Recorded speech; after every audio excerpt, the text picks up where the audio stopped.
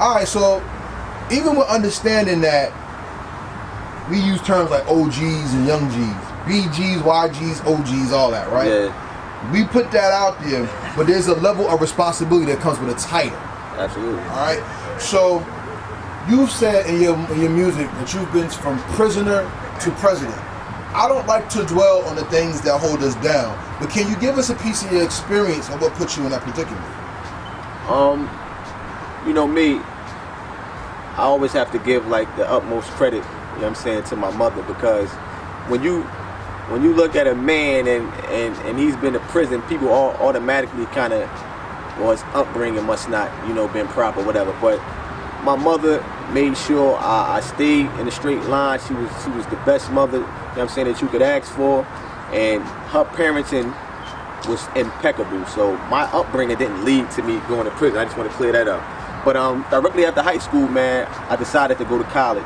You know, at the time I wasn't really familiar with college. Nobody in my family went except for my sister. She was the first one, you know what I'm saying, to go to college a year prior to me. You know what I'm saying? So I went to college, and the college that I went to was in an environment that I wasn't accustomed to. Like, I'm from Newark, New Jersey, born and raised. There's nothing but really mainly Hispanic and African Americans, you know what I'm saying, in my city, no doubt. And now I go to a whole nother environment where you could probably count the number of black people on your hand is all you know, Caucasians. And racism to me was something that you always read about. See what I'm saying? Something you saw on TV, but like I said, coming from my environment, I never really experienced that because I wasn't, you know, constantly around, you know, white people. But long story short, I ended up going to college, and I experienced a ton of racism, man.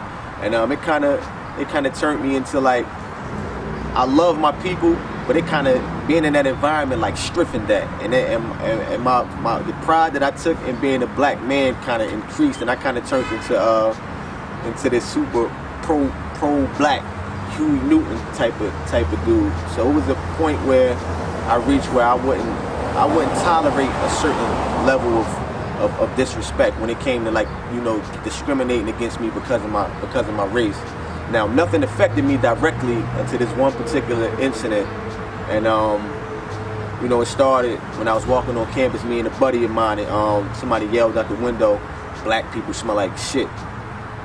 Situation occurred, you know, police came during that incident, and everything was cool. So I thought probably a month later, the same guys that I encountered during that particular incident, I ran into them again. And you know, a fight ensued, a verbal, you know, exchange, and they started, you know, calling me all types of niggas, nigga this, nigga that. And me, at that particular time, I had been in trouble at school, so I was at the point where, you know, I was trying to, you know, focus on school, and, you know what I'm saying, try to make it through and graduate. I was more positive. I was starting to mature, and I was starting to get accustomed, you know, to that environment. So I had adjusted, and I was really trying to focus on school at that time. And you know what they say, you know, when you're trying to do something positive, that's when, like, most of the negative get thrown at you. But at that point, you know, I was actually trying to chill, but the guys kept pressing me. And like I said, I don't tolerate disrespect on that level. You're not gonna call me a nigga or discriminate against me, you know, for being a black man directly to my face. But anyway, we start, you know, exchanging words, and they called me a nigga, and that was it. A fight broke out. It was about 6 of them and me and my homies. So they think, you know, because they got us outnumbered, they got, you know, they got drugs in their system. It gave them the courage, but I don't think they understood who they were dealing with. Like, they didn't know that I was this super pro-black, and I was willing to sacrifice it all, you know, for mine. But, you know, once everything, you know, jumped off, my man, they pretty much hit him first, and it was like one guy beating up my man, and probably the 5 or 6 guys attacking me. And after a while, I was fighting them off. I was defending myself, and they thought they were gonna get me to the ground, so they pulled my coat over my head. And the guy in front of me, I pulled a knife that I carried in my pocket. And everybody asked me, "What you have a knife for?" I mean, if you pan this camera around and look at this neighborhood, you'll see why I carried a knife. I was coming home, you know, I was going to college, but I was home majority of the week. So, I mean, you gotta have something walking around North. But I had a knife in my pocket, and man, once they pulled the coat over my head and tried to get me to the ground, I just stabbed the guy in front of me. Stabbed him, didn't try to kill him. Once they let me go, you know what I'm saying, I left. And as a result, I was sentenced to 8 to 20 years in prison for attempted homicide. You know, when I was in a situation where I was trying to defend myself against guys who started with me, I didn't initiate, you know, the verbal exchange. They initiated that. I'm not the first one who initiated the physical contact. They did. All I did was prevent them from doing serious bodily harm to me. And, you know, I was charged with attempted homicide and convicted of attempted homicide and sentenced to 8 to 20 years in the state penitentiary, man. Well, I'm glad to say that we're happy that y'all back home. Yeah.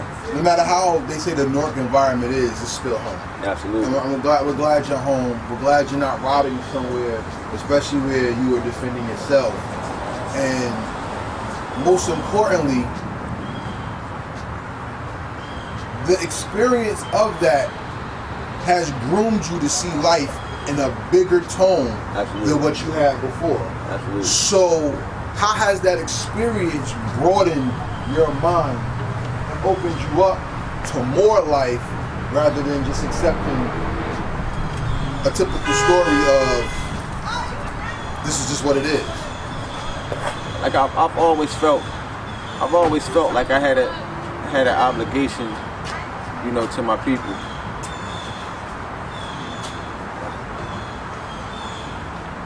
That's what I do it for right there, man. That's what I do it for right there, man. But I, you know, going through that and being in prison, what affected me the most about being in that environment is seeing that place and how it was a revolving door, you know, for people that look like me, man. It was so many young guys that would leave and return. I'm saying within a matter of months. And every day I would wake up in there and I just go to the yard when I was in prison and look around and just, we like such a small fraction of the population in this country, but we make up like majority of the prison population. And I look around like, yo, I gotta kind of do something. To counteract this, man. And I swear I would like wreck my brain and kind of stress out in there trying to figure out ways like I could help my people. And I came to the realization that if I had a voice, if I could speak to the masses, that would be my way of assisting my people. So in there, I focused on my craft. I focused on my music in hopes that, you know, when I get home, I would be in a position where I could speak to the people. And if I was able to speak to them, I would give them information that would benefit them. But being in that that environment, being in prison, man, just made me want to help black men. And we get painted in such a negative light. Anybody that comes through the justice system is automatically, you know, presumed guilty. I done sat and watched so many brothers that I know didn't do a particular crime but sitting in jail for it. I've been through the ring, I've been through the system, and I know how it treats us. Once you come through that system and you're a black man, they don't care if you're guilty or innocent. The job of a prosecutor is to convict. So with so many people sitting in there that's wrongly convicted, and so many people who sitting in there and, you know, deprived from being around their kids. Now their kids are you just going through it, you just see it, everything firsthand, because you hear about it, people talk about it. Yeah, everything is systemized, it's designed for the black man. But when you see the actual system at work, man, I don't know how you could sit there and experience all that and not want to do something to help bring about change. But I think through my music, I hope that I'll be able to do that, man. Well, here's something I want to put out there, because hip-hop is supposed to reflect reality and realism. And there's a lot of people who think it's cool to be tough and to put yourself in situations, to put yourself in the system. What message would you give to them based on everything that you just said and what you experienced in this whole ordeal? I'm telling you, man, a lot of guys sensationalize being in prison, man. Like everybody that I was around in prison, everybody that I was around wanted to go home. Nobody wanted to be there. And on the outside, it's like flip. Everybody out here brag about being there like it's stripes, but everybody in there does not want to be there. It's nothing cool about not being able to raise your kids. It's not cool about not everybody love women, not having women. It's nothing cool about waking up and being around 1,000 men every day. It's nothing cool about that. It's nothing cool about working for 19 cents an hour. It's nothing cool about that. And then a lot of times in hip hop, man, if you go to jail, you the man. It's like I say, hip hop, being a rapper is the only profession, where going to jail, looks good on your resume. But I think being tough, man, could only lead to one or two places, man. Dead or in jail, man. All the tough guys are dead, man. All the tough guys are dead and locked up. I think being a stand-up individual, being a stand-up human being, having morals, having your spirit under control.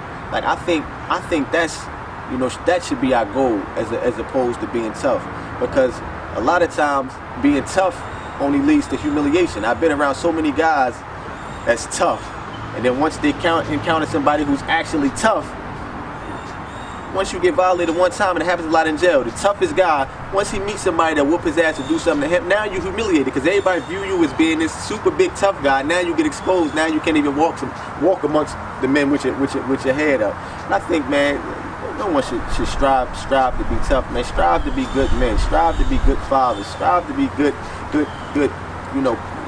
parents, brothers, sisters, uncles. Just strive to be, a good human being, as opposed to being tough. And I can't really knock nobody. When I was young, I thought I was the toughest person on the planet.